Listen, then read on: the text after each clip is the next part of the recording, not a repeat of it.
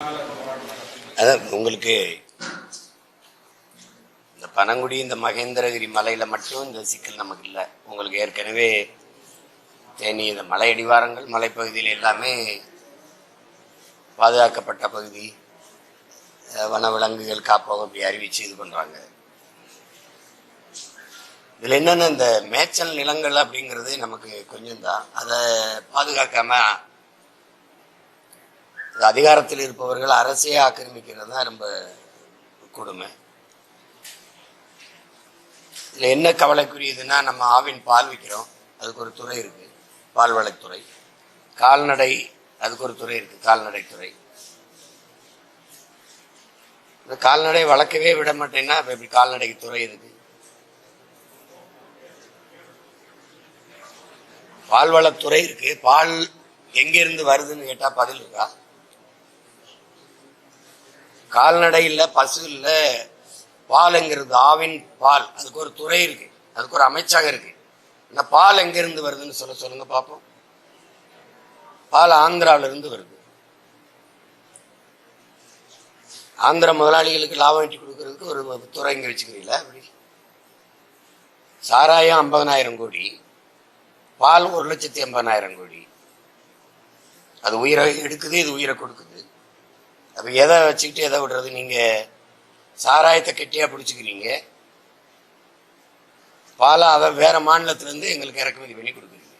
அந்த முதலாளி தமிழ்நாட்டு மக்களுக்கு கறந்த பால் அப்படியே கலப்படம் இல்லாம தூய பாலை கொடுக்கணும்னு இந்த கோயில்ல திருப்பதி வெங்கடாச்சலபதியில் இது வேண்டிக்கிறாரா? இல்ல, அவர் கொடுக்கறது எங்களுக்கு பால் தானா? அதுக்கப்புறம் நீங்க எங்களுக்கு பொட்டலத்தில் அடிச்சு கொடுக்கறது அது உண்மையிலே பாலா? மாடே வளர்க்கக்கூடாது, பால் வேணும், அதுல இருந்து வருமானம் வேணும்னா எப்படி? இப்ப தேனியில நாங்க போய் போராடினதுனால மேய்ச்சல் நில பிரச்சனை இருக்குன்னு வருது. இங்க பனங்குடியில மகேந்திர மலையில நாங்க மேய்க்க வர்றது அந்த செய்தி வந்ததுனால இங்க பிரச்சனை இருக்குன்னு தெரியுது. ஆனா நாடங்களும் இந்த பிரச்சனை இருக்கு.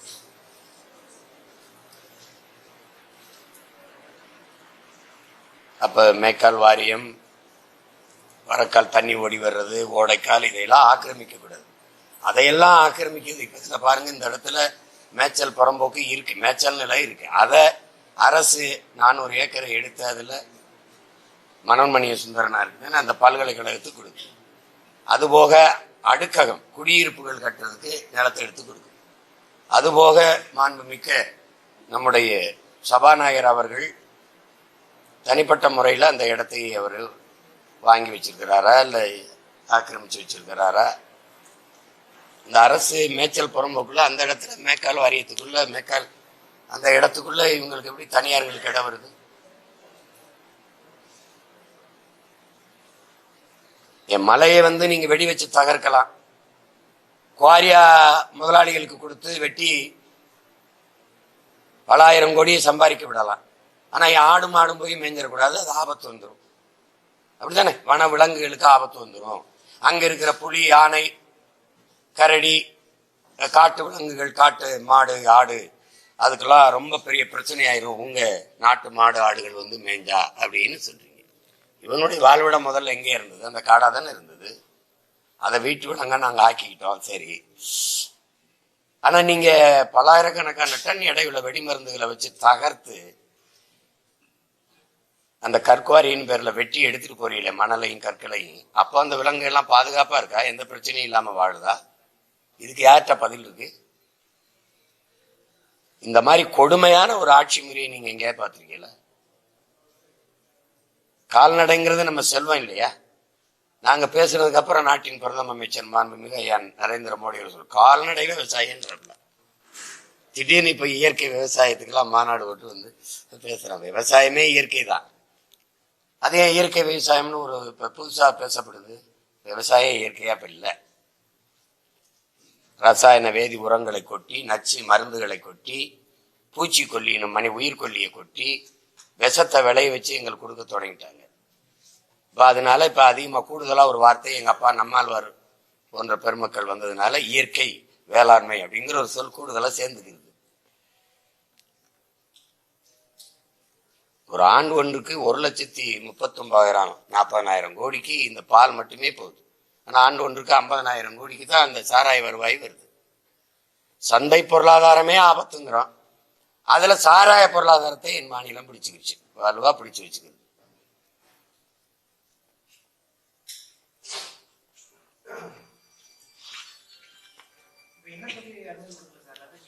அதான் நான் போகக்கூடாது. போனா அங்க யார் யார் ஆக்கிரமிச்சுக்கிறான்னு இடம் எனக்கு தெரியணும்ல, புரியுதுன்னு நினைக்கிறேன். அங்க போனா யார் இடம், குறிப்பா சபாநாயகர் இடம் அங்க இருக்குதுங்கிறது எனக்கு தெரிய வந்துடும். நான் என்ன மலையை தூக்கி இப்படி அனுமார் மாதிரி தூக்கிட்டு பேர போறேன். நான் எங்க ஊருக்கு இது நடந்துட போறேன். ஏடாத வச்சு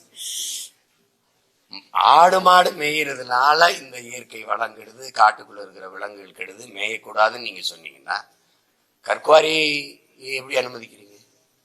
உங்களுக்கு தெரியுது, திருநெல்வேலி, தென்காசி இந்த மாவட்டங்கள்ல கேரளாவில் விழிங்கத்துக்கு துறைமுகம் பயன்பாடு யாருக்கு? கேரளாவுக்கு. கேரளாவில் மழை இருக்கா? இருக்கு. அவன் ஏன் அந்த கற்களை வெட்டி எடுக்கல?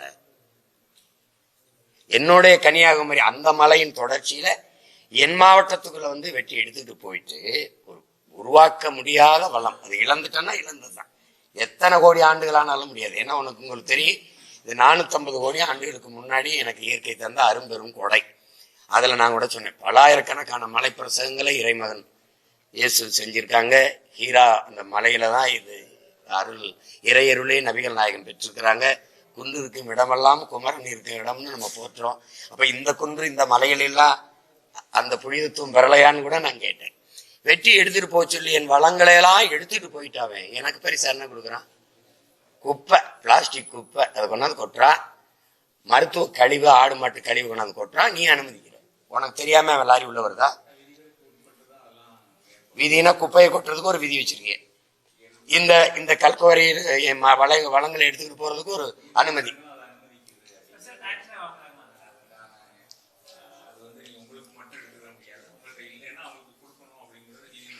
அவங்க கிட்ட என்ன இல்லை, மழை இல்லையா? இந்த வழக்கு போட்டவரு மதுரை நீதிமன்றத்தில் சொல்றாரு, கேரளாவில் மலைகளை வெட்டி கற்களாகவோ மணலாகவோ எடுக்க தடை இருப்பதால் அப்படின்னு போடுறாரு. அப்ப நீதிபதி என்ன கேட்டிருக்கணும்? அரசு தரப்பு வழக்கறிஞர் என்ன கேட்டிருக்கணும்? ஏன் அங்க தடை இருக்கு அப்படின்னா எனக்கு என்ன தோணும், அங்க எவனோ நல்ல ஒரு தலைவர் இருந்தா ஆள்றா, அது சிரிக்காதீங்க. ஏன் அங்க தடை இருக்கு இங்க தடை இல்லை அப்படின்னா அவன் தாயின் மாற அவன் பாதுகாக்கிறான், என் தாயின் மாற அறுத்து நீ காரிய காசாக்குற. அப்படித்தானே? அப்படித்தானே? உட்காருங்கிட்டு வாங்க இந்த பக்கம். அதெல்லாம்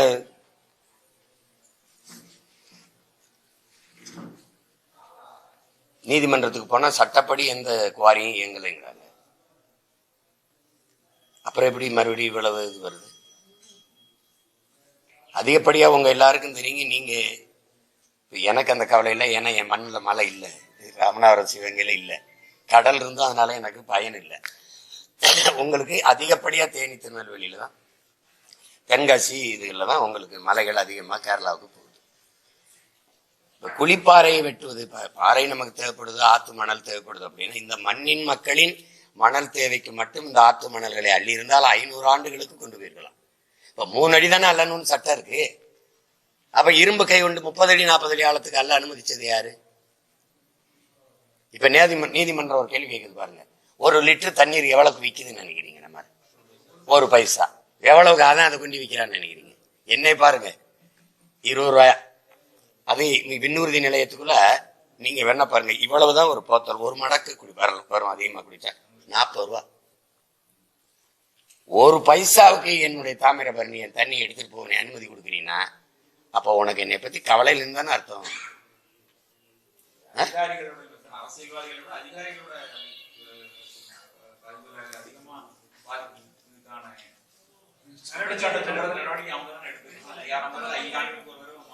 அப்ப தலைமையில் இருக்க அமைச்சர் பெருமக்களுக்கு, முதல்வருக்கு தெரியாதுன்னு சொல்றதுக்கு ஒரு அதிகாரம் சொல்லுங்க. ஆனா அவங்களுக்கு கமிஷன் போகல, அதிகாரியை வாங்கி வீட்டில் வச்சுக்கிறாங்க. இப்ப நான் முதலமைச்சர் ஆயிடுறேன், எனக்கு தெரியாம ஒரு அதிகாரி நீ தவறு பண்ணிடுவியா? தலைவன் எவ்வழி மக்கள் அவ்வழி, மன்னன் எவ்வழி குடிகள் அவ்வழி. இதை நீங்க படிச்சது இல்லையா? பெருந்தலைவர் காமராஜர் காலத்தில் இப்படிதான் அதிகாரி எல்லாம் தவறு பண்ணிட்டு இருந்தாங்களா? அந்த அதிகாரி இருப்பானா? அப்படி இந்த துறை சார்ந்த அதிகாரி மட்டும்தான் தவறு பண்றாரா? இல்ல என்ன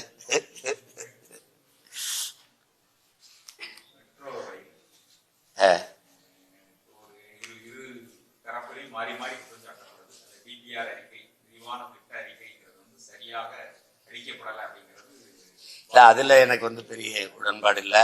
அது வேண்டாத வேலை. எனக்கு அது தோல்வியுற்ற திட்டம். அது நீங்க உங்களுக்கு தெரியும், இங்கே இந்தியாவுக்குள்ளே பல மாநிலங்கள் அது தோற்று போச்சு. ஏற்கனவே மெட்ரோன்னு போட்டாங்க. நான் உங்ககிட்ட கேட்கிறேன், மிக அத்தியாவசியமான நிறைவேற்றப்பட வேண்டிய திட்டங்களே நமக்கு நிறைய இருக்கும்போது 72,000 கோடி சென்னையில் இதுக்கு எங்களுக்கு அந்த ஒதுக்குறதா சொல்றாங்க. நம்ம திட்டம் இல்லை, உலக வங்கியின் திட்டம் உங்களுக்கு தெரியும். எஜமா கடன் கொடுக்குறாரு, வாங்கிட்டு கையெழுத்து போட்டு செய்யறோம். இந்த பயன்பாட்டாளர்கள் எத்தனை பேர்? எல்லார் வீட்லயும் வாகனம் இருக்கு, எல்லாருமே மகிழ் உந்து வச்சிருக்காங்க, உந்துருளி வச்சிருக்கிறாங்க.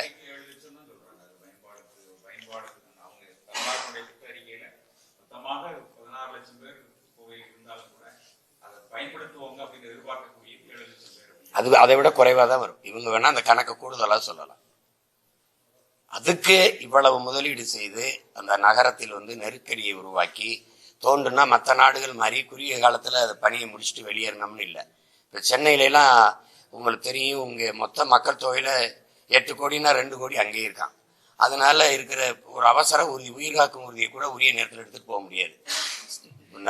அதாவது சராசரி நாட்கள்லயே அதிகமா நெரிசல் இருக்கும். சின்னதா ஒரு தூரல், ஒரு மழை பெஞ்சிருச்சுன்னா கதை முடிஞ்சது. நீங்க நத்தையை விட மெதுவாக தான் நகர முடியும். அப்ப நீர் வழிந்து ஓட காவா இல்லை, மழை கழிவு நீர் வழிந்து ஓட காவா இல்லை. இதுல பெரிய பெரிய தூண்களை எழுப்பி சென்னையே இப்ப சிங்கார சென்னைலாம் சொல்லக்கூடாது, தூண் சென்னை, தூண் நகரம் அப்படிதான் சொல்றோம். தோண்டிக்கிட்டே இருப்பாங்க. எந்த பக்கம் தோண்டுவாங்க, எப்ப முடிப்பாங்க, யாருக்கும் தெரியாது.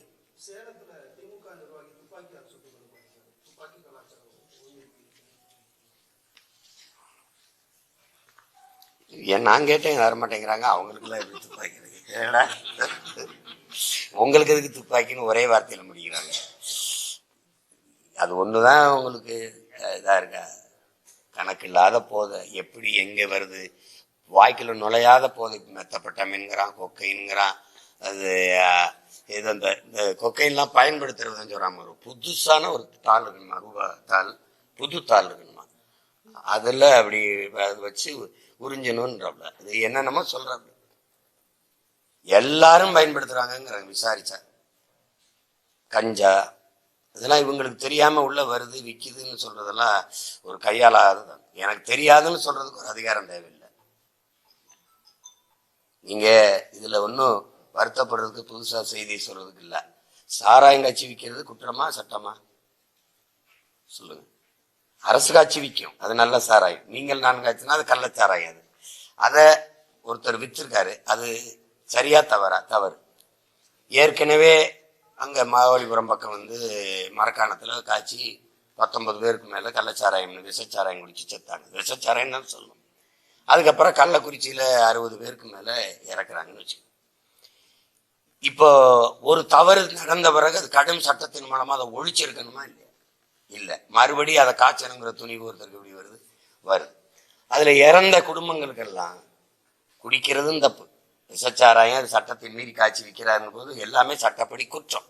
ஆனால் அந்த இறந்தவருக்கு 10 லட்சம் ரூபாய் அரசு நிதி கொடுத்து மக்கள் காசை சட்டப்படி அங்கீகரிக்கிற நாட்டை, அதிகாரத்தை நீங்க எங்க பார்த்திருக்கீங்க? வேளாண்மை செய்யும் போது மின்னல் அடிச்சு இடி தாக்கி விவசாயத்தில் நிலத்துல செத்தாங்கல்ல, அவங்களுக்கு எவ்வளவு நிவாரணம் கொடுச்சு? மீன் பிடிக்கும் போது 840 மீனவ இதுவரை செத்துருக்காங்க. செத்தவொடனே நெத்தியில உத்தரவாப்பம்ல, அதையாவது பெற்றுக் கொடுத்துருக்க. நாட்டு பாதுகாப்பு போய் செத்து ராணுவ வீரன் திரும்புறான்ல. இத்தனை பேர் நடிகரை பார்க்க நெரிசலை போய் செத்ததுக்கு சாராங்க. எல்லா அமைச்சரும் போய் பார்த்துவோம், பிள்ளைய நாங்க படிக்க வைக்கிறோம், அவனுக்கு 5000 கொடுத்துட்றோம் மாசம். அப்படியே அந்த மிலிட்ரி ராணுவத்திலிருந்து செத்தவன் குடும்பத்துக்கு சொல்றது இல்ல. இந்த மீன் பிடிக்க போய் சாகுறான்ல, அவன் வாழ்வாதாரத்தை தேடிதானே போறான். போனா சாவுன்னு தெரிஞ்சும் போறான். அப்ப இருக்கிற உயிரை காப்பாத்தணுமே தன் உயிரை முன்னிறுத்தி போறான். அவனுக்கு என்ன செய்தி என் நாடு? அப்ப தலைகீழா இருக்கு, எல்லாமே தப்பு தப்பா இருக்கு. அப்ப அது இது சரியா போகல, இந்த பாதை சரியா போகல, இந்த ஆட்சி முறை சரியில்லை. அதனாலதான் நான் திருப்பி திருப்பி சொல்றேன், ஆட்சி மாற்றத்தை ஆள் மாற்றத்தை செய்ய நான் வரல, ஆட்சி முறையை மாத்தணும்னு நினைக்கிறேன். நீங்க நீங்க இங்க பாருங்க, என்ன பாருங்க, கள்ளக்குறிச்சியில சாராங்காட்சி வித்தாருல, அவர் சிறைக்கு போனார்ல, திருப்பி வந்து சாராங்காட்சி இருக்காருல. அண்ணன் கேக்குது, திருப்பி வந்து எப்படி சாராங்காட்சினாப்ல அப்படின்னா இப்ப அதிகாரத்துக்கு தெரியாது. ஒரு கடைசியா தெரிஞ்சுன்னு வச்சுக்கோங்களேன், ஒரு சிக்கல் அங்க இருக்க மாவட்ட ஆட்சியர், வட்டாட்சியர், காவல்துறை அதிகாரி, எஸ்பி, மாவட்ட கண்காணிப்பாளர், இதை அப்படி இவர் தான் காய்ச்சின மாதிரி உடனே நடவடிக்கை எடுத்துட்டோம்ல, உடனடியா தூக்கணுமா இல்லையா? என்னையா என்ன அதெல்லாம் நமக்கு ஒரு மன நிறைவு.